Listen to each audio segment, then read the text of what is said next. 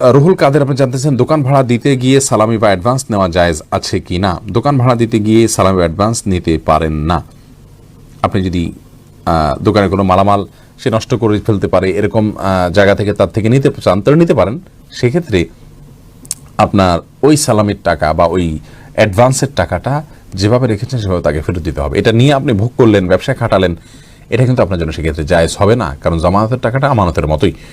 এজন্য আমরা একটা ভিডিওতে বলেছি যে বাড়ি ভাড়া দিয়ে বা দোকান ভাড়া দিয়ে ভাড়াটির কাছ থেকে যে অ্যাডভান্স নেওয়ার কালচার আমাদের দেশে প্রতিষ্ঠিত আছে, প্রচলিত আছে, সেই টাকাটা আপনি ভাড়ার অগ্রিম হিসাবে নেবেন।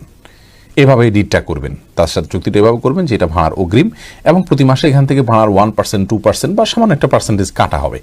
এরপরে বাকিটা অ্যাডজাস্ট করা হবে। ফর এক্সাম্পল ভাড়া 10,000 টাকা, তাহলে অগ্রিম থেকে কথার কথা মাসে 100 টাকা কাটা হবে বা 500 টাকা কাটা হবে বা 1000 টাকা কাটা হবে, আর বাকিটা ক্যাশ দেওয়া হবে। এভাবে যদি হয় তাহলে সেটি জায়েজ হবে এবং অগ্রিম টাকা আপনি ব্যবহার করতে পারবেন।